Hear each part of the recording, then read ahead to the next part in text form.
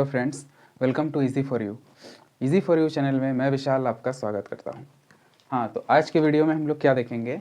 आज के वीडियो में हम लोग देखेंगे टाइप्स ऑफ इंड्यूस्ड ईएमएफ और एक क्वेश्चन देखेंगे। ठीक है, तो चलिए शुरू करते हैं। पहला टॉपिक है types of induced EMF. Types of induced EMF. तो ईएमएफ जो है वो इंड्यूस कैसे होता है, इसके बारे में हम लोग लास्ट क्लास में देखें। ठीक है, कैसे होता था? तो Faraday's law of electromagnetic induction के फर्स्ट लॉ में बताया गया था कि ईएमएफ जो है वो कैसे इंड्यूस होता था। ठीक, हम लोग उसमें क्या बोले थे कि जब भी कभी किसी कॉइल के पास मैग्नेटिक फ्लक्स आए और उस कॉइल से मैग्नेटिक फ्लक्स जो है वो चेंज हो तो क्या होगा कि हमारा उस कॉइल में एक ईएमएफ इंड्यूस आ जाएगा, एक ईएमएफ इंड्यूस हो जाएगा। ठीक है, हम लोग यहीं लास्ट क्लास में देखे थे। ठीक है, तो अभी हम लोग देखेंगे क्या? Types of induced EMF. तो देखिए, इंड्यूस्ड ईएमएफ जो है ना, इंड्यूस्ड ईएमएफ ये जनरली दो तरह का होता है। क्या क्या दो तरह का होता है? ये होता है हमारा, फर्स्ट हो गया स्टैटिकली इंड्यूस्ड ईएमएफ, दूसरा हो गया डायनेमिकली इंड्यूस्ड ईएमएफ। अब आप बोलिएगा कि ये दोनों है क्या, तो इसके बारे में बताते हैं। फर्स्ट है हमारा स्टैटिकली इंड्यूस्ड ईएमएफ। ये क्या बोलता है? इसका मतलब है कि मान लेते हैं हमारा एक कॉइल है, ठीक है, इस कॉइल के सामने एक हमारा मैग्नेट है, इधर इलेक्ट्रोमैग्नेट ले या परमानेंट मैग्नेट ले, जो दोनों में से कुछ भी ले सकते हैं। तो हम लोग परमानेंट मैग्नेट ले लेते हैं। उसके बाद ये जो मैग्नेट है, इसका अपना कुछ मैग्नेटिक फील्ड लाइन होगा जो कि इस कॉइल से पास होगा। अब जब तक ये कांस्टेंट है, जब तक ये चेंज नहीं हो रहा है इस फ्लक्स का मान, तब तक क्या होगा? तब तक इसमें से कोई ईएमएफ इंड्यूस नहीं होगा कॉइल में। लेकिन यदि हम लोग इस मैग्नेट को चेंज करें तो क्या होगा? तो इस कॉइल में ईएमएफ इंड्यूस हो जाएगा, ईएमएफ इंड्यूस हो जाएगा। कहने का मतलब स्टैटिकली इंड्यूस ईएमएफ क्या होता है कि ईएमएफ जिस कॉइल में इंड्यूस होता है वह कॉइल अगर स्टेशनरी है और जो मैग्नेटिक फ्लक्स है वो मोशन में है, वो चेंज कर रहा है, तो उस केस में हम लोग क्या बोलेंगे? उस केस में हम लोग जो ईएमएफ इंड्यूस होगा उसको स्टैटिकली इंड्यूस्ड ईएमएफ बोलेंगे। सिमिलरली, जैसे कि हमारा एक ये कॉइल है, ये दूसरा हमारा मैग्नेट है, मैग्नेट का ये फील्ड लाइन है, मैग्नेटिक फ्लक्स इस तरह से नॉर्थ से साउथ, ये फाई है। अब क्या हो रहा है? इस दूसरे कॉइल में हम लोग क्या कर रहे हैं? फर्स्ट में हमारा ये जो मैग्नेट था इसको हम लोग फिक्स रखे थे। मैग्नेट हमारा फिक्स्ड था, मैग्नेट फिक्स्ड था नहीं। फर्स्ट में हमारा ये जो कॉइल है, ये कॉइल फिक्स्ड था और ये जो मैग्नेट है, ये मैग्नेट मोशन कर रहा था। ठीक, तो कॉइल जब फिक्स रहा तो इस कॉइल में आने वाला जो हमारा ईएमएफ था, जो ईएमएफ इंड्यूस हो रहा था, उसी को तो हम लोग क्या बोल रहे थे? Statically induced EMF. क्यों? क्योंकि कॉइल जो है वो फिक्स है, वो एक ही जगह पे, वो मोशन नहीं कर रहा है। यहाँ पे मोशन हमारा ये मैग्नेट कर रहा है। तो वैसे ही इस जगह पे क्या होगा? इस जगह पे हमारा ये जो कॉइल है इसको हम लोग क्या करेंगे? कॉइल को हम लोग मोशन में लाएंगे और ये जो मैग्नेट है, ये मैग्नेट को हम लोग क्या करेंगे? मैग्नेट को हम लोग फिक्स कर देंगे। मतलब मैग्नेट शांत है, हम लोग कुछ ऐसा अरेंजमेंट करते हैं कि ये जो कॉइल है इसी को ऐसे मूवमेंट करा रहे हैं। ठीक है, उससे क्या होगा कि इसका जो फ्लक्स है वो कॉइल में चेंज होगा। तो जैसे ही कॉइल में चेंज हुआ फ्लक्स, तो क्या हो जाएगा? इस कॉइल में एक ईएमएफ इंड्यूस हो जाएगा, एक ईएमएफ इंड्यूस हो जाएगा। और इसी ईएमएफ को हम लोग क्या बोलेंगे, डायनेमिकली इंड्यूस्ड ईएमएफ। ठीक है, अब आपको ये समझ में आ गया क्या है, तो हम लोग इसके बारे में लिख लेते हैं।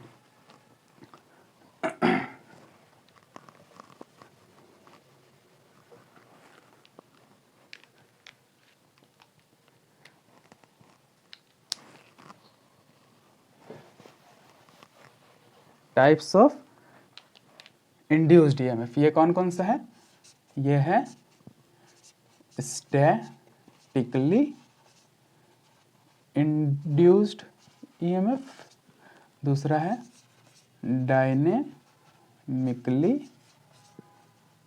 Induced EMF. ठीक, तो हम लोग फर्स्ट देखते हैं। फर्स्ट क्या, statically induced EMF, statically induced EMF. तो इसके बारे में हम लोग लिखते हैं, इसके बारे में लिखेंगे इन कॉइल, नहीं sorry, if coil in which, if coil in which EMF is induced is stationary and flux is changing, then induced EMF is called statically induced EMF। ठीक है, सिमिलरली हम लोग डायनेमिकली का देखते हैं, डायनेमिकली इंड्यूस्ड ईएमएफ, ये क्या होता है। डायनेमिकली इंड्यूस्ड ईएमएफ क्या होगा, हमारा डायनेमिकली इंड्यूस्ड ईएमएफ में जो कॉइल है वो मोशन करता है, और मैग्नेट जो है वो फिक्स रहेगा, उसको डायनेमिकली इंड्यूस्ड ईएमएफ बोलेंगे।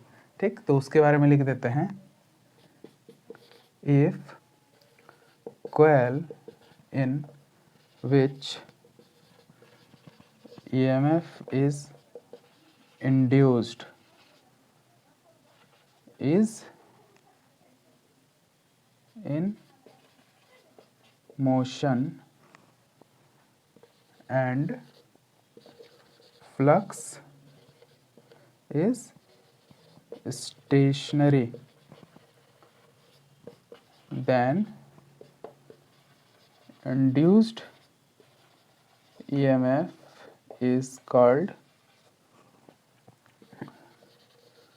Dynamically induced EMF. ठीक है, दोनों के बीच आपको डिफरेंस समझ में आ गया। अच्छा, तो हम लोग अब ये दोनों चीज़ देखते कहाँ पे हैं, तो आपको समझ में आ रहा होगा कि स्टैटिकली इंड्यूस्ड ईएमएफ जो है ना, ये हम लोग को ट्रांसफार्मर में देखने को मिलता है, और ये हम लोग को कहाँ देखने को मिलता है, और ये हम लोग को सिंक्रोनस जनरेटर में भी देखने को मिलता है, सिंक्रोनस जनरेटर। अब ये कैसे होता है, ये जो हम लोग पढ़ेंगे ना, ये सब तो अच्छे से क्लियर होगा। ट्रांसफार्मर में क्या है, ट्रांसफार्मर में हमारा कोई भी मूविंग पार्ट नहीं होता है ना, तो जो कॉइल है वो शांत रहता है, उसमें जो मैग्नेटिक फ्लक्स जो है उसका मूवमेंट होता है। कैसे, क्योंकि हम लोग एसी करंट का उसमें फ्लो कराते हैं, तो एसी जब फ्लो कराएंगे तो वो टाइम के साथ क्या होता है, एसी करंट चेंज होता है ना, जो उसका मैग्नीट्यूड है वो एक बार पॉजिटिव हाफ एक बार नेगेटिव हाफ में जाता है, तो वैसे ही उसका जो फ्लक्स है वो भी चेंज होता है। तो चेंज जैसे ही होगा, तो जहाँ फ्लक्स चेंज और कॉइल फिक्स्ड, उसको हम लोग स्टैटिकली बोलेंगे, तो इसीलिए ट्रांसफार्मर में होगा। और सिमिलरली सिंक्रोनस जनरेटर में भी हम लोग का वैसे ही होता है। सिंक्रोनस जनरेटर में क्या होता है, सिंक्रोनस जनरेटर में हम लोग का जो फील्ड है ना, उसको हम लोग बीच में सैलिएंट पोल टाइप फील्ड यूज़ करते हैं, और उसको हम लोग क्या कराते हैं, रोटेशन करा के उसको मोशन में लाते हैं, और बाहर में हमारा स्टेटर रहता है, और बाहर में हमारा क्या होता है, वो जो सैलिएंट पोल रोटर से जो फ्लक्स है वो कट करके बाहर में जो स्टेशनरी पार्ट है उसमें हमारा फ्लक्स कट करके ईएमएफ इंड्यूस होता है। तो ये चीज़ हम लोग सिंक्रोनस जनरेटर में देखेंगे, डिटेल में देखेंगे उसमें कैसे क्या हो रहा है। तो इसके बाद हमारा जो डायनेमिकली इंड्यूस्ड ईएमएफ है, डायनेमिकली इंड्यूस्ड ईएमएफ हम लोग जनरली डीसी जनरेटर में देखते हैं, डीसी जनरेटर में देखते हैं। तो ये इसका एग्जांपल हो गया। तो आपको क्या है, टाइप्स ऑफ इंड्यूस्ड ईएमएफ समझ में आ गया होगा। चलिए नोट करना होगा तो नोट कर लीजिएगा पॉज करके। उसके बाद अब आगे नेक्स्ट टॉपिक हम लोग देखते हैं। नेक्स्ट टॉपिक क्या है, नेक्स्ट टॉपिक है हमारा एक क्वेश्चन है। तो उस क्वेश्चन को देखते हैं क्या क्वेश्चन है।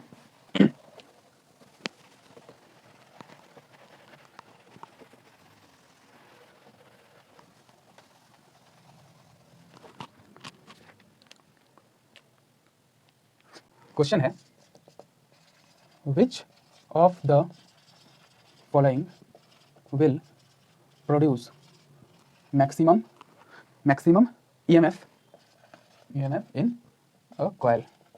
ठीक, इसका ऑप्शन क्या है, पहला ऑप्शन है 4 एम्पियर डीसी करंट, दूसरा है 4 ampere AC current with frequency 50 hertz, next है 4 एम्पियर करंट इस 4 ampere AC current with frequency 30 hertz, D है 4 ampere AC current with frequency 70 hertz. ठीक है, आपको बताना है ये तीनों में से सबसे ज़्यादा ईएमएफ इंड्यूस किसमें होगा। ठीक तो देखिए पहला ऑप्शन को लेके चलते हैं। पहला ऑप्शन क्या है, पहला ऑप्शन है हमारा कि 4 एम्पियर डीसी, 4 एम्पियर डीसी हम लोग किसी कॉइल में सप्लाई करा रहे हैं। ठीक है, 4 एम्पियर डीसी इसमें आ रहा है। तो 4 एम्पियर डीसी में क्या होगा, हम लोग जानते हैं कि जहाँ करंट फ्लो हुआ वहाँ मैग्नेटिक फ्लक्स आया। तो यहाँ पे क्या होगा, डीसी के केस में क्या होगा, डीसी के केस में जो हम लोग का करंट फ्लो हो रहा है इसके कारण जो मैग्नेटिक फ्लक्स आएगा वो भी क्या आएगा, वो भी मतलब फिक्स आएगा, वो कभी चेंज नहीं होगा। जैसे कि हमारा ये डीसी होता था ना, ये डीसी करंट ऐसा कुछ होता था, ये चेंज नहीं होता था। एसी कैसा होता है, एसी ऐसा होता है ना, ऐसे ये साइन वेव इस तरह का बनता है। तो डीसी का जो करंट आएगा ना वो इस तरह का रहेगा। तो इसके कारण जो फ्लक्स आएगा वो फ्लक्स भी चेंज नहीं होगा, मतलब फ्लक्स फिक्स रहेगा। कहने का मतलब अगर मान लेते हैं इधर नॉर्थ बन गया इधर साउथ बन गया तो ये फिक्स रहेगा, ये चेंज नहीं होगा। वहीं एसी में क्या होता है, एसी में हम लोग का क्या होता है, एसी में एक बार ये नॉर्थ बना फिर साउथ बना, फर्स्ट हाफ के लिए मान लेते हैं, तो सेकंड हाफ के लिए क्या होता है, सेकंड हाफ के लिए यही साइड इसका साउथ बन जाएगा, इसका नॉर्थ बन जाएगा, ये नॉर्थ बन जाएगा। मतलब एक ही जो कॉइल है वह कॉइल ही अपना जो डायरेक्शन है मैग्नेटिक फील्ड का वो चेंज करते रहेगा। एक साइड नॉर्थ है तो दूसरे साइड साउथ है, तो फिर एसी के केस में क्या होगा, वो चेंज हो जाएगा, इंटरचेंज हो जाएगा। लेकिन डीसी में क्या होगा, डीसी में जो फ्लक्स आएगा वो कांस्टेंट फ्लक्स आएगा, वो फिक्स फ्लक्स आएगा, वो चेंज नहीं होगा। तो अगर फ्लक्स चेंज नहीं होगा डीसी के केस में तो हमारा ईएमएफ इंड्यूस होगा क्या कॉइल में, नहीं होगा। तो फर्स्ट वाला ऑप्शन तो हमारा ऐसे ही चला गया। फिर दूसरा ऑप्शन है एसी। हाँ, एसी के केस में हमारा क्या होगा, जो फ्लक्स आएगा वो अल्टरनेटिंग नेचर का होगा। तो फ्लक्स अल्टरनेटिंग नेचर का होगा जिसके कारण क्या होगा, हमारा जो ईएमएफ है वो इंड्यूस हो सकता है। ठीक है, तो ईएमएफ इंड्यूस हो जाएगा। अब देखते हैं कि इसमें सारा का मैग्नीट्यूड जो है वो 4 एम्पियर ही है। तो मैग्नीट्यूड से हम लोग को कोई मतलब नहीं है, हम लोग को क्या मतलब है अब फ्रीक्वेंसी से, फ्रीक्वेंसी के साथ। तो हम लोग जब देखें हम लोग देखते हैं, हम लोग बेसिकली ईएमएफ इंड्यूस जो होता है उसका फॉर्मूला जानते हैं ना, क्या होता है, उसका फॉर्मूला होता है n d phi upon d t. ठीक है, यही तो होता है। इसमें से हम लोग मोटे मोटे तौर पर अगर देखें तो क्या क्या है, ईएमएफ इंड्यूस जो होता है वो नंबर ऑफ टर्न फ्लक्स पर rate flux change with respect to time, यही तो होता है ना। और एक चीज़ हम लोग जानते हैं कि हमारा फ्रीक्वेंसी जो होता है, फ्रीक्वेंसी का फॉर्मूला होता है 1/t। तो यहाँ पे आप देख पा रहे होंगे ध्यान से, इसको अगर हम कुछ इस तरह से लिखें n फाई इंटू 1/t ऐसे लिख सकते हैं ना। तो इसको हम लोग फिर और कैसे लिख सकते हैं, n फाई और फ्रीक्वेंसी f। ठीक, मतलब इससे हम लोग क्या पता चल रहा है, ईएमएफ जो है वो डायरेक्टली प्रोपोर्शनल होता है फ्रीक्वेंसी का। ठीक, ईएमएफ जो है वो डायरेक्टली प्रोपोर्शनल होता है फ्रीक्वेंसी का। कहने का मतलब अगर फ्रीक्वेंसी किसी का ज़्यादा है तो ईएमएफ जो इंड्यूस होगा वो भी ज़्यादा होगा। ठीक, तो ऑप्शन में क्या है, ऑप्शन में हमारा 4 ampere AC current with frequency 70 hertz, ये जो 70 हर्ट्ज है ये सबसे ज़्यादा है ना, इधर 30 हर्ट्ज है इधर 50 हर्ट्ज है। तो इसीलिए हम लोग का क्वेश्चन में जो पूछा था कि which of the following will produce maximum EMF, तो मैक्सिमम ईएमएफ हमारा कौन प्रोड्यूस कर सकता है, जो ज़्यादा से ज़्यादा फ्रीक्वेंसी जिसका है, तो ये इसका आंसर डी हो जाएगा। ठीक है, आपको समझ में आ गया होगा। तो आज के वीडियो में इतना ही, बाकी के टॉपिक नेक्स्ट क्लास में। जय हिंद, जय भारत।